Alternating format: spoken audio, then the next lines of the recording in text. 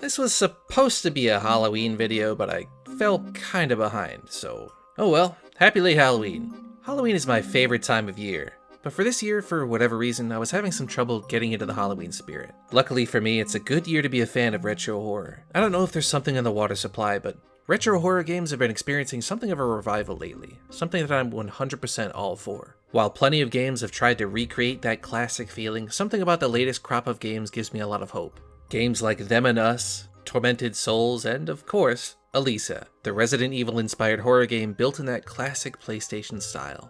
And that wording was very deliberate. Calling this game retro-inspired or retro-themed would miscategorize it completely because it isn't superficially designed to look retro. It's built from the ground up to be retro. Plenty of games have gone for that low-poly style while still feeling very obviously like they were made in 2021.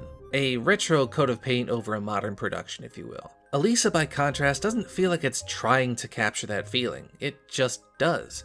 Everything from the pre-rendered backgrounds, the stationary camera angles, the tank controls, even down to the goofy voice acting. If you can bring me some tooth wheels, like this one, I might be able to exchange them with some extra firepower. Hey, don't fool me, puppet. Tooth wheels or nothing. Fine. Jan, what are you doing? I swallowed my cure-dent. Are you okay? Go, Alisa. Don't let him s'échapper. Here, use the rat signal in my backpack. It's awesome, and it's a lot harder to pull off than you might think. If something is off even just a little bit, if a piece of audio is too clear, if a certain background is too crisp, if anything gives it away, the illusion would be broken along with your immersion. But Alisa really could pass for a PlayStation horror game. If you pulled anyone aside and told them that this was a long-awaited port for a PS1 game that nobody played, I don't think anybody would bat an eye. The execution here is flawless. There's not one part of the game that gives it away, so to speak. It owes its success to the fact that it's unapologetically faithful to that design. Like I said, you've got everything you would expect from a game of that era. The soundtrack, the controls, the backgrounds, the voice acting, the theme, even the little animations that added a charm that you don't see in games these days. We'll be going over all of those stylistic choices in turn as we go through the video, but the important takeaway is that Alisa's captured that classic, hard-to-describe atmosphere perfectly in a way that most games don't even come close. Before we get into it though, it goes without saying I'd love this game and I'd recommend it to anybody interested, but I will put spoiler tags before certain story beats just in case. You play as Alisa, a member of the military police for an unknown country, searching for a set of important blueprints stolen by a mysterious man. You investigate a nearby town where things already don't seem right. The houses are empty, the windowsills are filled with bugs, and there's only one man in the entire town left to point you in the right direction. After finding and giving chase to the man in the woods, you and your partner get separated and you're ambushed by these creatures and dragged underground.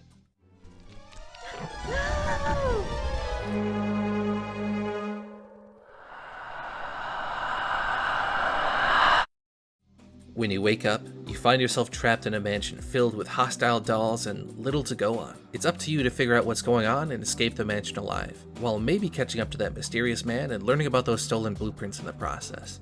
You can already start to see a lot of the important design choices that make it all work. The full motion video cutscenes and the video acting in particular.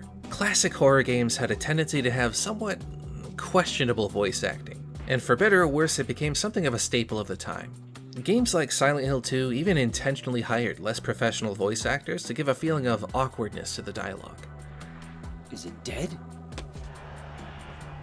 What the hell is it? It's not human. Whether this was good or bad is still something that is hotly debated in certain circles. From my perspective though, that strange voice acting made the games feel surreal.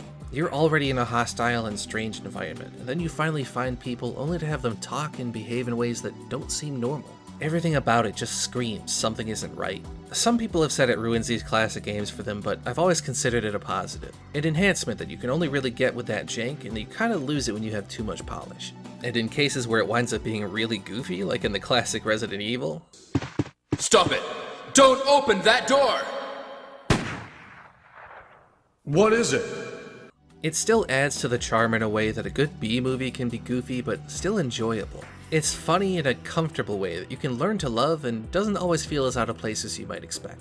In the beginning, when I said that this game accomplishes its goal by being unapologetic, this is what I mean. Many developers would push for clean voice acting and make more modern cutscenes, but that would be a mistake in this case. This specific atmosphere doesn't exist in spite of these decisions. They're a crucial component to its success. You genuinely can't create a game of this style without it, and having these qualities makes for an instantly lovable game. So the presentation is fantastic, but the gameplay underneath is just as good. Like most games of the time, you've got a combat system with tank controls.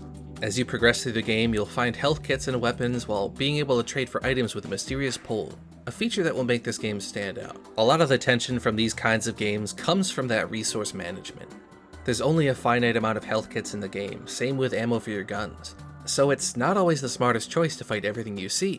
Sometimes it's smarter to just avoid enemies and conserve your supplies. You even have to pay to save your game, so you can't abuse the save system to cheese your way through. When you're low on supplies and you know you have to go fight a boss or backtrack through an area where you avoided a lot of enemies and know they're still there and waiting for you, it can be pretty stressful.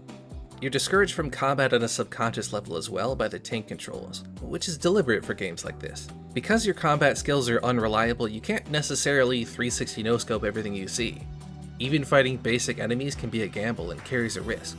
The largest reason for the tank controls was because the limitations of the time made it difficult to make fully 3D environments look good. So if you're using pre-rendered backgrounds as a workaround, you have to have a stationary camera. But if that perspective changes and you're not using tank controls, suddenly moving forward isn't forward anymore and you wind up walking in circles. So tank controls allow you to preserve that momentum while moving through those perspective changes. But even once games graduated beyond that restriction, many horror games still opted for fixed angles anyways because as it turns out, it created its own stylized feeling that many players like myself came to love.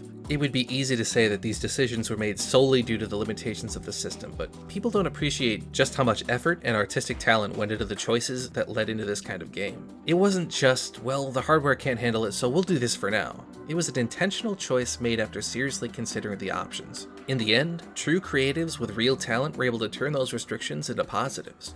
In Alisa's case, the fixed camera angles and pre-rendered backgrounds are used to great effect. You'll get excellent overhead shots when going through stairwells, giving you slight glimpses of what's underneath, ominous over-the-shoulder shots in hallways where you're likely to be chased, and a few that just leave you feeling nervous and expecting a jump scare. Camera placement is also thoughtful enough to not get in the way of combat. I didn't have any major issues at all with enemies being off-screen or difficult to see. It's honestly great. Couple it with the backgrounds and you can see that it instantly has that classic atmosphere that you'd be looking for from a game like this. I always loved the way that early 3D looked. It just seems so uncanny, but in a good way, especially for horror games. And the combat itself is exactly what you would expect, clunky but with purpose.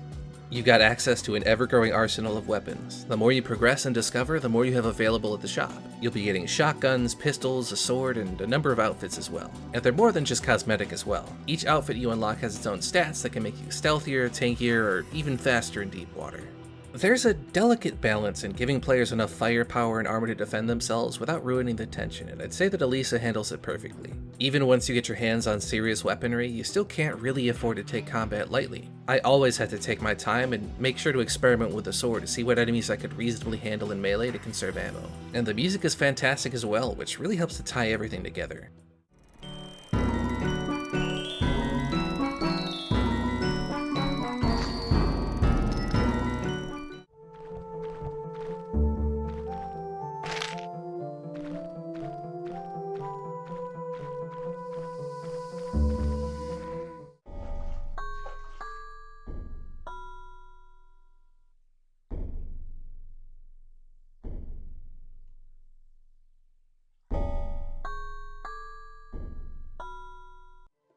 The music is fitting for the areas that you hear it in while remaining faithful to the theme, and the game really knows when to ramp it up as well. You really can't afford to overlook anything in this game because you can see just how much love and attention to detail went into every part of it. This is what I was talking about when I said that nothing gives it away. Nothing about it seems out of place at all for a game of the time while still being really high quality. And continuing with that trend and the tropes of the time, you've got puzzles, the classic staple of good horror games. And the puzzles here are great with fitting music, of course. There's something about completing puzzles in horror games that makes it so perfect for the genre. It's a nice way to give the player a mental break while still keeping them engaged without ruining the atmosphere. Horror games without puzzles always just feel kind of empty to me.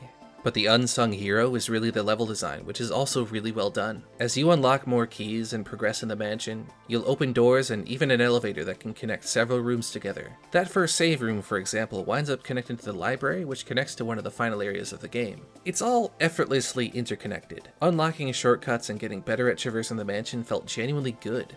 So if you're like me and you needed to farm up tooth wheels for ammo and medkits, backtracking will be enjoyable, and keeping track of the mansion layout will reward you since nothing you need is ever too far away. The shortcuts feel natural as well. There's no portals or layouts that don't make sense, it's all logically consistent, which is super important. Beyond the raw traversal, the way the levels are set up is also really clever. You'll enter a room and hear an enemy without being able to see it, but you have enough visual information to infer where they might be, adding to that tension and making you count every step as you go deeper. Or consider the main room in the funhouse.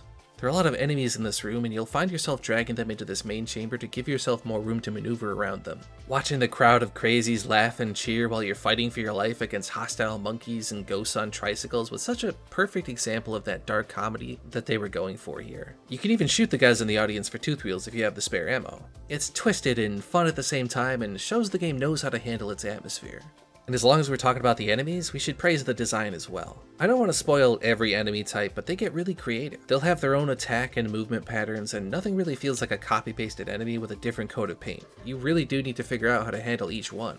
And throughout the game, it remains thematically consistent as well. Killing the fish people, for example, leaves little shards of glass on the floor, and the boss description for that area says she's largely made of glass as well. So they don't just throw fish people at you and then forget to make it fit for the setting. There's always that attention to detail. Every enemy feels like it belongs in the game. Once you combine all those elements together, you've got this really contagious atmosphere that had me fully immersed from the moment I picked it up to the moment I finished it. Managing my ammo, looking for medkits, dodging enemies, solving puzzles, and just soaking it all in was an absolute blast. And you can't really say it's just nostalgia either. The first horror game I played from start to finish was on PC. I didn't wind up playing most of the PlayStation horror games till late high school. It really just is that unique PlayStation horror game atmosphere that sucks you in.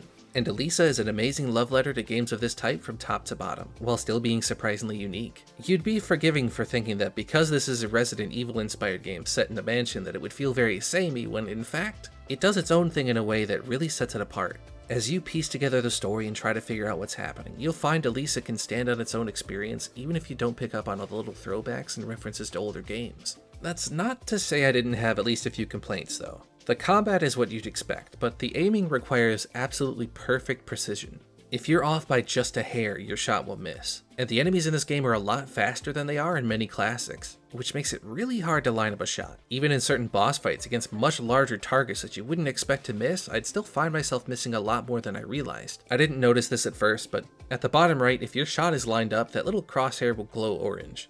So if you do pick up this game, just keep that in mind. That enemy speed poses another problem though, since the game does seem to expect you to avoid certain enemies, but as you can imagine, avoiding enemies can be impossible if they're too quick or placed in ways that make fighting them inevitable. Sure, you can run past an enemy once or twice, but if you're going to be in an area for a while, you can't afford to take too many hits, since you've only got so much health anyways, and this game is not afraid to swarm you with enemies. Nearly every area in the game has way more enemies than you'd expect in a game of this kind. I mentioned that you have to pay to save earlier, but the shop also has limited supplies that only get replenished after a boss fight. So when I say you have limited health and ammo, I really do mean it. So if you lose your health to enemy encounters that feel a little bullshit or waste ammo because the hitboxes are unforgiving, it can feel more than a little bit frustrating.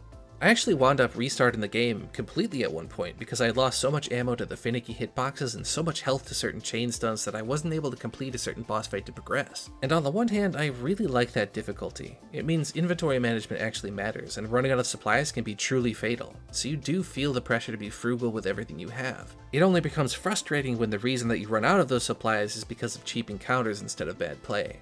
Don't get me wrong though, it's still really enjoyable combat outside of those issues. If you've ever been a fan of classic survival horror, it's gonna scratch that itch of counting every bullet, scouring every room for that one hidden medkit that'll give you the breathing room that you need to survive. Even when some of it can feel unfair, it's overall not necessarily a bad thing, and it still lends itself to the experience in a good way. That said, there was one thing about the combat that was legitimately terrible, and that's just how often enemies can stun lock you. I found it happened a lot more with the crawling enemies, since they're so fast and and the hitboxes are so finicky, they can close the gap incredibly easily. And then they'll chain attacks together so fast, you might as well just let them kill you. The worst example of this I'll talk about later, since it was actually in the final boss fight, but there's more than a few really hard-hitting enemies that will knock you to the floor and then hit you again before you can get up. When you've only got a limited amount of available health anyways, having so much of it stolen by situations like this feels kinda like horseshit. I'd like to see a little bit more protection from stun locks, whether that means you stand up faster after getting hit, or maybe you get a bit more stun protection while recovering from a knockdown. Some kind of change would be appreciated. The fish dress apparently makes you recover faster from being knocked down, but in some fights it actually wasn't enough of a difference to stop me from being chain stunned to death. And because reloading your gun takes so long without the soldier uniform, you're better off just using that, since 90% of the time the only time you get hit is because of the incredibly long reload animations. It goes without saying that these things can work together to be really frustrating, especially in boss fights. That's not to say that the boss fights are all bad though.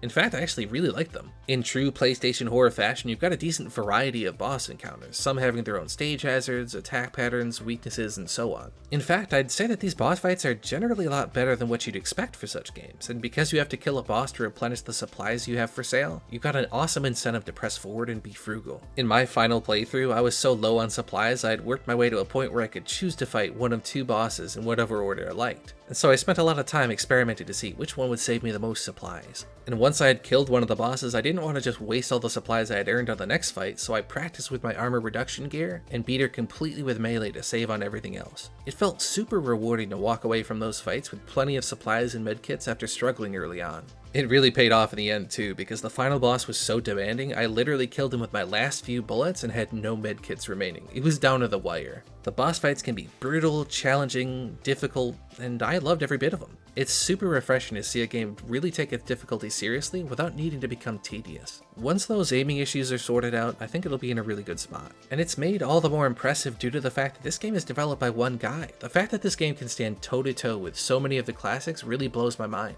I never once thought while playing this game that it was a solo developer. It doesn't feel small in the way that you would expect. It's a complete experience. And the size of the team is also why I'm a lot more forgiving of certain issues. It nails so much of its design perfectly in ways that larger teams have really failed to do for years.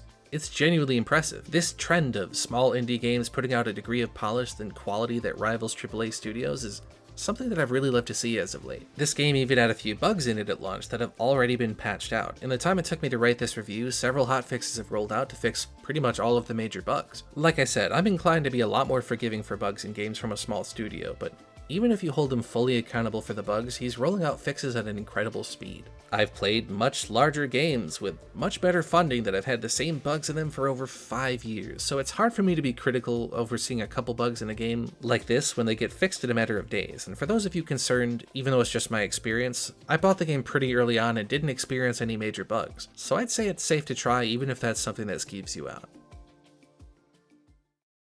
With all the nitty-gritty out of the way, we can finally get to the story and see if we can't figure out what's actually going on here. The story is told through the traditional format of notes, diary entries, and environmental hints, so you're left to piece it together yourself. You learn that the mansion was once some kind of asylum, known as the St. Johannes Institute. Forgive me on the pronunciation here. This institute had an unexplained relationship with the mysterious Manor of Tides, which had donated to them an artifact known as the Finger of God, a strange finger-shaped stone that seemed to bring with it all kinds of strange powers. The stone was then used to treat the patients in the asylum, with overwhelmingly negative results, as there were no reported survivors of the treatment. Over time, the residents of the asylum started to develop strange powers associated with the stone and could even use them. Edith, the octopus woman made from glass, develops the ability to control substances around her, leading to a constant flooding of the lower chambers. Flora in the garden uses the power to preserve her garden forever and give it everlasting life. And Dr. Pierre Edmiston seems to be the man in charge of the patients at the asylum, along with who I believe to be an assistant named Barbara, but I'm not 100% sure of her position. They work directly with the Manor of Tides on undescribed experiments that seem to petrify most of the patients. You'll find later that Edmiston was the inventor of the tooth wheel used in the machinery of the mansion as well as within the dolls themselves, and that he had, out of desperation and jealousy of Flora's success, attempted to find a way to bring his patients back to life after they had died or petrified due to his failed experiments.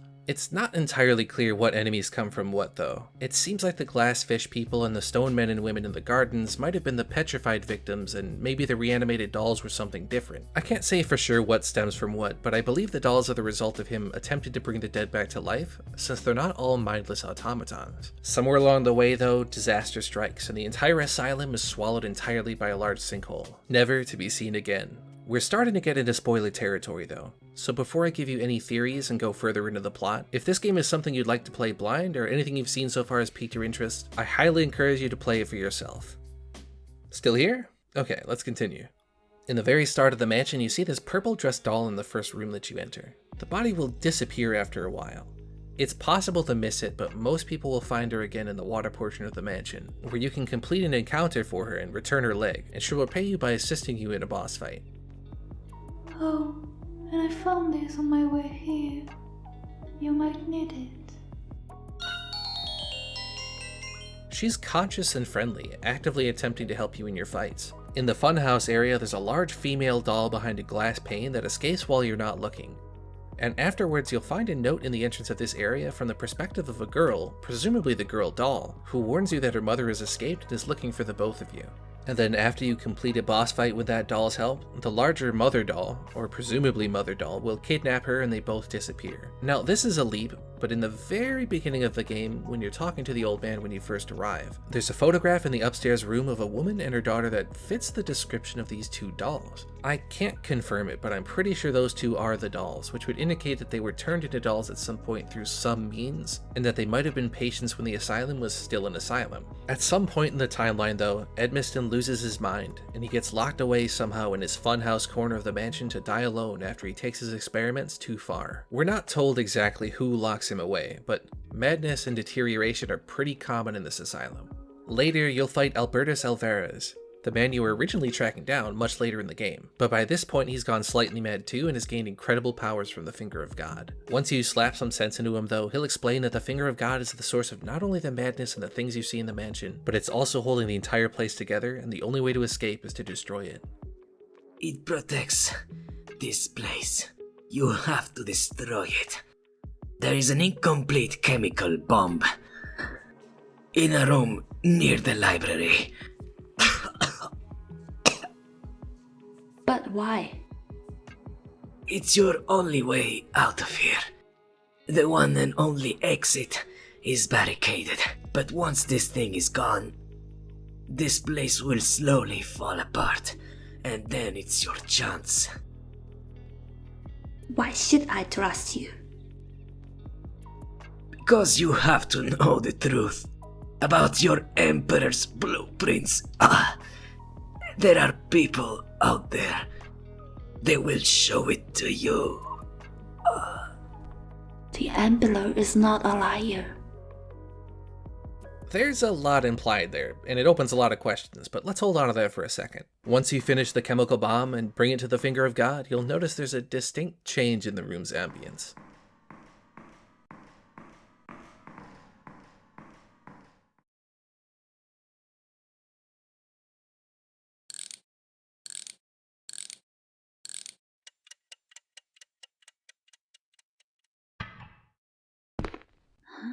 Paul?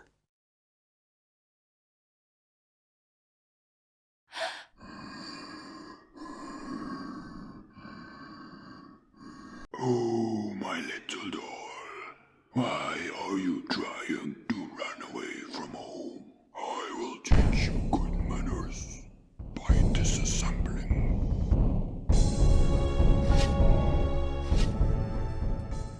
Pol reveals himself as the Doll Master, the final boss of the game, and it's a difficult fight. He'll knock you down, grab you, and even create new dolls to attack you in the middle of the fight. The ambience is great here, and it's an excellent way to wrap up the game. He even does this creepy clapping animation after either sufficiently wounding you or killing you, so he's clearly enjoying himself. And if you were reading all of your notes, the note that you find in the Funhouse save room actually hints at this final boss. It references something big climbing in between the walls. It's obviously Pol that they heard crawling around. The nature of Pol is still mysterious though, since it seems to be implied that he was a patient at some time, but it's still not clear. Still, it was a really cool reveal, and picking up on the hint was great. That said, remember how I said this fight had some real bullshit built into it?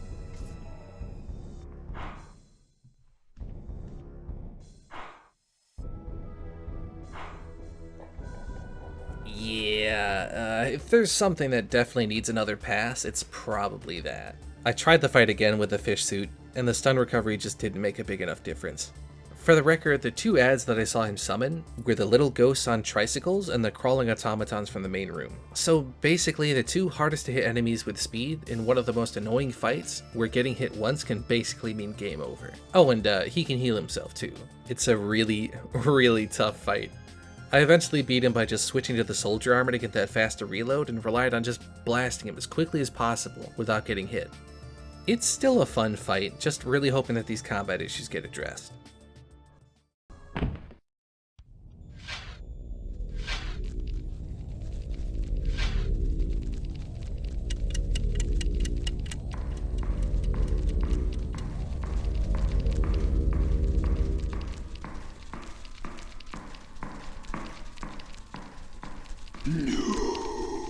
How can you resist the power?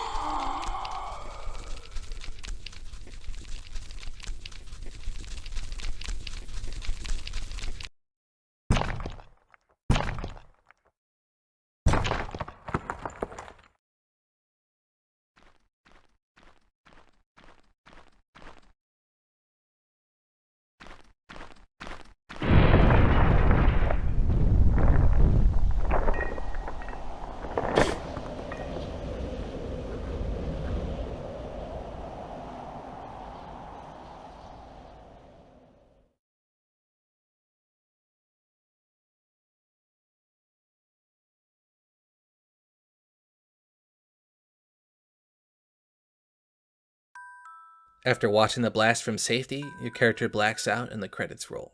Naturally though, there's a post-credit cutscene that adds a little bit more to the mystery.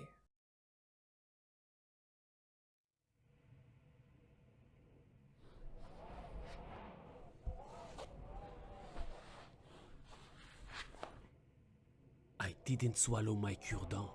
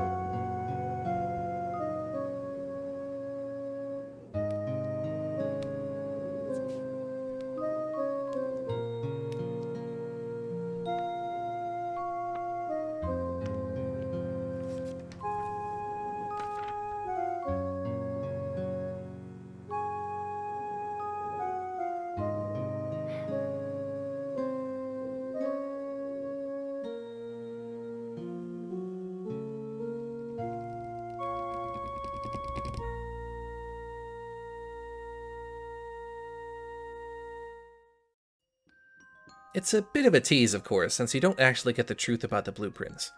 But you have to admit, it's a nice way to leave the story open-ended, and any excuse to get another FMV cutscene into the mix is alright with me, and it poses a number of questions for the rest of the game as well. The fact that there is actually a truth to be learned about these blueprints has its own implications, but you also have to wonder why you specifically were lured to the mansion. How many people were involved? Your partner and Albertus were, but it could go even further up the food chain judging by the knowing glances he gave on the train ride over. Pohl asks you how you're able to resist the power, which is a pretty good question. Is it related to why you were specifically lured in? Albertus came to the mansion at the same time you did, and he went crazy while you apparently didn't. And those dolls swarming Pohl, were they turning on him? Were they protecting him? And why didn't they protect the finger of God? There's a lot of questions around that encounter. And the old man in the village, does he not know there's a mansion underground just in his backyard? Are those two women in the photo actually his relatives? What's his connection to the entire story? How involved is the Manor of Tides, and how much did they know? They seemingly encouraged the experiments even after they started to get crazy, and they of course sent the finger of God in the first place. And what actually caused the sinkhole to swallow the mansion? It's a bit of a side note, but in the gardens you find a series of notes from a team of miners who are out for either coal or treasure, though it could have been two separate teams. Gradually the notes become more and more depressing until you find a note that says that they found various metal ornamentations, indicating that they found the metal garden through the cave entrance you see in the boss fight. But then, rather ominously, the next note is from a completely different team.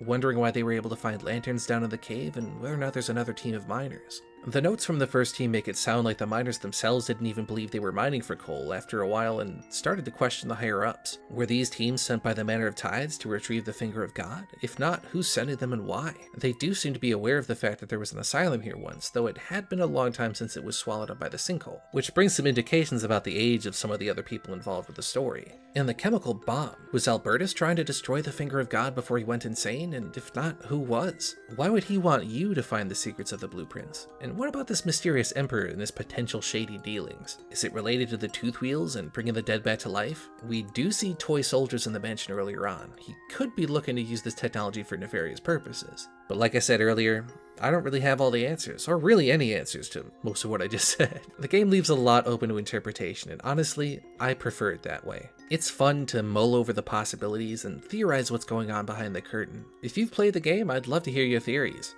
And I'm sure we'll learn a lot more from the planned sequel and prequel, both of which I'm really excited to play.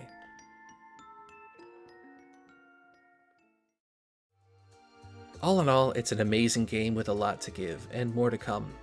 The creator has said that he hopes to add 2 endings by the end of the year, one being obtainable only in New Game Plus, along with a number of new weapons and armor that couldn't make it into the final cut in time. So if you're thinking to yourself that you wish you hadn't listened to the spoilers and enjoyed the game on its own, don't worry, there's still a lot to discover and a lot of plot threads to be tied up. There's a planned sequel and a prequel diving into the mysterious Manor of Tides as well, but even as it is right now, I put a good 13 hours into the game just running around, backtracking, exploring, and so on. And though it likely won't take you that long to complete, the point is that Alisa is a complete package. It's got the perfect atmosphere, excellent gameplay, a wonderful soundtrack, faithful voice acting, and plenty of content to experience with more on the way. So if anything here has made you interested, consider picking up Alisa and giving it a try. I can't wait to see where the story goes, and I'll definitely be playing the next games in the series. Thanks for watching.